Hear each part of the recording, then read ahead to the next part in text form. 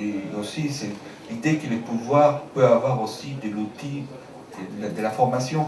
Et il est tout à fait étonnant qu'en France, et vous parlez de ça, Edwige Plenel, que les états généraux de la presse écrite, soient dirigés par qui? Oui, mais... Et on a cette espèce de confusion quand même, c'est un peu étonnant quand même, qu'il ait surtout cette acceptation de la corporation. D'états généraux organisés par la présidence de la République, bien sûr, parce que la profession est en crise, elle a besoin de subventions, elle veut masquer, il y a des situations acquises. Moi je pense que l'ébranlement va être immense, et ce que j'appelle la vieille presse, qui n'est pas péjoratif. Je me suis aperçu qu'Émile de Girardin, qui a beaucoup vanté, appelait la presse qui le bousculait quand il a inventé la presse moderne, avec justement la publicité en 1836, je crois, il appelait l'autre presse existante la vieille presse.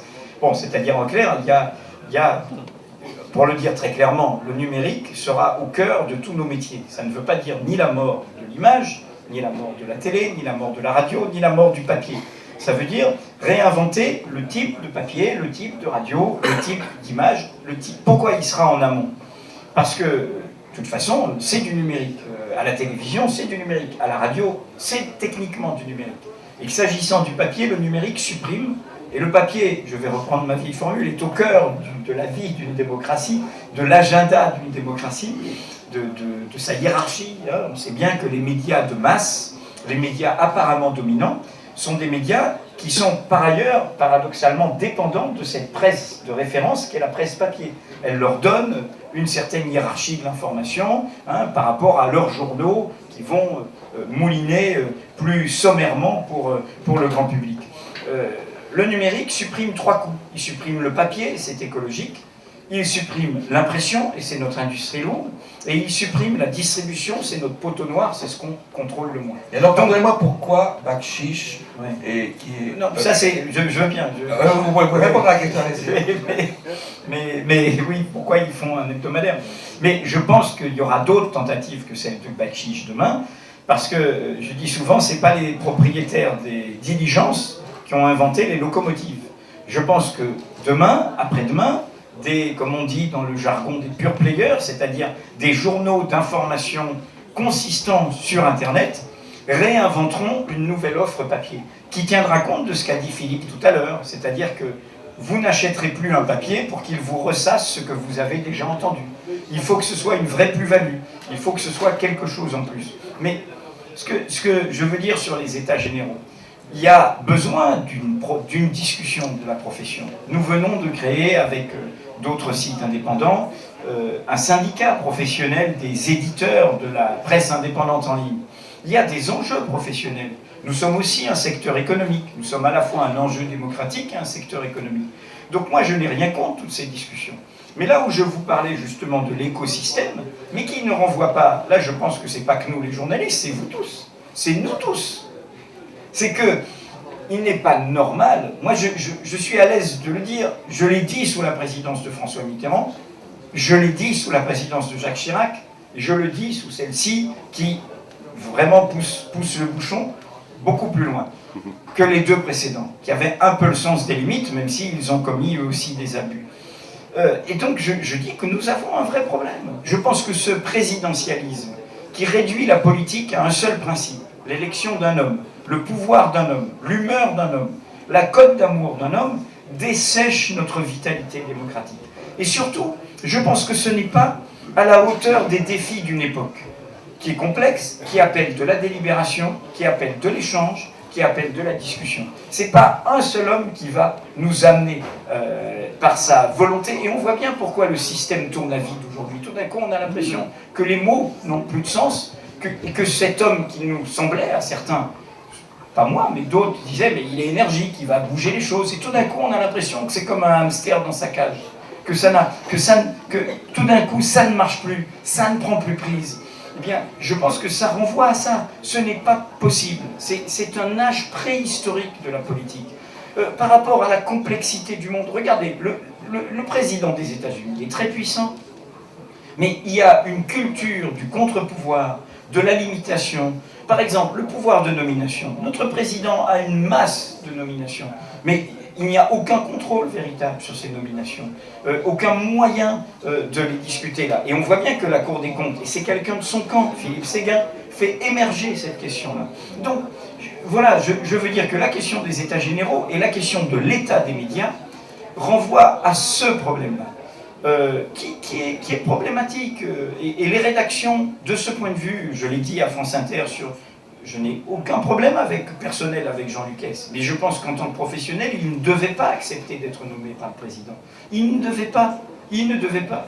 Je pense que Philippe Val ne devait pas accepter de venir parce qu'il est copain de Carla Bruni. On n'est pas sous le roi soleil. Ce n'est pas pensable. C'est malsain. Ce n'est pas possible d'être... On peut changer de métier, mais si on fait ce métier, il fait peser une contrainte sur vous. Il vous oblige de refuser certaines choses. Donc, moi, je crois qu'il y a un vrai problème.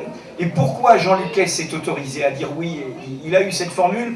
Il a dit, quand il a été à l'Élysée, on lui a proposé Radio France. Il vivait une crise professionnelle, donc on joue de la faiblesse des hommes. Hein, voilà. Et il a eu cette formule. Ah, je suis sorti, c'était comme si j'avais gagné au loto. Mais c'est pas possible. Combien de gens passent des entretiens d'embauche? Combien de gens sont confrontés à d'autres candidats? Combien de gens doivent répondre aux questions? Ce qui n'a pas été le cas, ça a été une comédie devant le Conseil supérieur de l'audiovisuel. Donc voilà, là il y a des vraies questions qui n'ont pour moi rien à voir avec la question du journalisme, qui ont à voir avec la vitalité de notre démocratie. Nous devons être exigeants sur la qualité de notre démocratie, parce que c'est être exigeant avec nous-mêmes. C'est être exigeant avec ce que nous voulons faire pour nos enfants. Pourquoi l'affaire Jean Sarkozy a été ressentie comme ça par tout le monde? Et je pense que le scandale est autant sa nomination, son élection. C'est que le scandale est venu souvent de l'étranger, au départ aussi. L'étranger, oui, bien sûr, mais il faut voir le dernier numéro du Courrier International. Enfin, les gens se disent, mais quand même, c'est pas normal. Je veux dire, nous connaissons tous, nous avons tous dans nos familles, nous connaissons tous le chômage des jeunes diplômés, nous connaissons tous les difficultés des jeunes, nous savons que ce jeune homme n'est rentré en politique qu'après l'élection de son père, c'est-à-dire une fois que son père était au pouvoir, qu'il n'a jamais eu à affronter d'adversaire véritable, qu'il a été, y compris coiffé dans un fief qui est totalement contrôlé. Il aurait été se battre, je ne sais pas, sur une terre socialiste, etc. Bon, de ce point de vue, par exemple, même la question sur l'identité, j'ai été très frappé, j'écoutais RMC, les grandes gueules, pas les grandes gueules Bourdin, et c'était étonnant, parce que, évidemment que tout le monde ressent ça. Vous aurez compris que je ne suis pas très favorable au Front National, probablement. Mais il y a un monsieur qui est interrogé, très calme, et c'est quelqu'un du Front National. Et on voit bien quelle est la manœuvre. Ce pouvoir perd la main, perd pied, et donc il ressort un coup de campagne électorale. Quand même, au bout de 2 ans et demi, faire un colloque sur l'identité, c'est qu'on n'a pas de bilan. Au bout de 2 ans et demi, s'en prendre au système médiatique, c'est qu'on n'a pas de projet. C'est-à-dire un pouvoir, au bout de 2 ans et demi, il a un projet, un bilan. Ressortir les recettes éculées de campagne électorale qui a été le hold-up sur l'électorat du Front National, c'est prouver qu'on est en état de faillite politique. Je le dis comme je le pense. Eh bien, cet électeur, élu même du Front National, calme, de province, de région, mais il dit, écoutez, moi, qu'est-ce que c'est ça? Et c'est lui qui a dit ça. C'est lui qui a dit ça, électeur du Front National. Il dit, mais j'ai honte d'être français aujourd'hui. Je l'ai entendu dire, j'ai honte d'être français.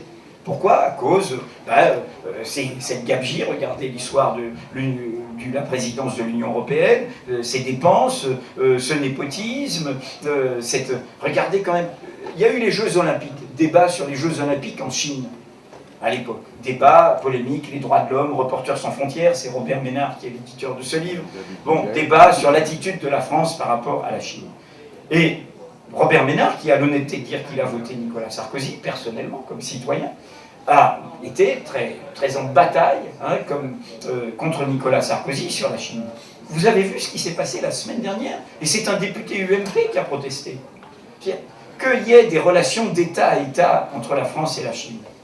Qu'il y ait un sens de l'intérêt général qui oblige à discuter avec des États qui ne sont pas tout à fait démocratiques. Oui, c'est possible dans les relations, ça a toujours existé. Mais là, c'est pas ça qui s'est passé. L'UMP, le parti majoritaire, a signé un document d'accord politique avec le Parti communiste chinois. Monsieur Xavier Bertrand a été à Pékin et a signé un document PCC-UMP, Parti communiste chinois UMP. Vous vous rendez compte, le Parti socialiste aurait fait ça, qu'est-ce qu'il y aurait dans le Figaro? Enfin, c'est là où je dis qu'actuellement il se passe, et je vous alerte là-dessus, quelque chose qui, moi, me stupéfie. C'est comme si la machine s'emballait et n'avait plus de logique, plus de sens. Quel est le sens de faire ça, signer avec le Parti communiste chinois, dans le même moment de dire, vous savez, il y a la barbarie, ça a été le mot employé par le président de la République en Afghanistan, la barbarie fait que nous devons envoyer des soldats qui risquent leur peau, et qui, pour certains, meurent, et dans le même moment, alors que c'est la barbarie, c'est-à-dire donc c'est un pays en guerre, c'est un pays en guerre, et dans le même moment, alors que nous sommes quand même un pays qui a les moyens de digérer, j'allais dire 300 Afghans ou 400 Afghans, on renvoie 3 Afghans dans ce pays-là, qui ont mis 2 ans à venir ici. Donc soit ce pays est en guerre, et dans ce cas-là, on ne peut pas renvoyer des gens, quel que soit le motif dans un pays de guerre, soit ce pays est en paix, et dans ce cas-là, on ne doit pas y aller faire la guerre. Mais vous voyez, en termes de pure logique, ce que je dis, je suis très frappé comme journaliste. Actuellement, je dis ça parce qu'on sort du sujet, mais le journalisme, Philippe l'a dit, d'une certaine manière, c'est parler de la vie publique. Mais sous l'Afghanistan, les journalistes ont fait leur travail. Tu l'as dit tout à fait tout à l'heure, c'est pas le journaliste là, qui parle, c'est l'homme d'opinion. Non, c'est des faits, tout ce que je viens de citer. Tout ce que je viens de citer, c'est des faits. Oui, Philippe, par tout le monde. Mais c'est des faits qui appellent le commentaire, et le débat public. C'est des faits qui ne sont pas mis en une de toute la presse, qui sont mis en bas de page, mais qui sont... Moi, je serais patron de la rédaction du Monde. Le journaliste, c'est un tri et une hiérarchie des faits. Je dis ma hiérarchie des faits. Je vous propose ma hiérarchie des faits. Je trouve que ce sont des faits très bavards. Oui, très bavards, très bavards.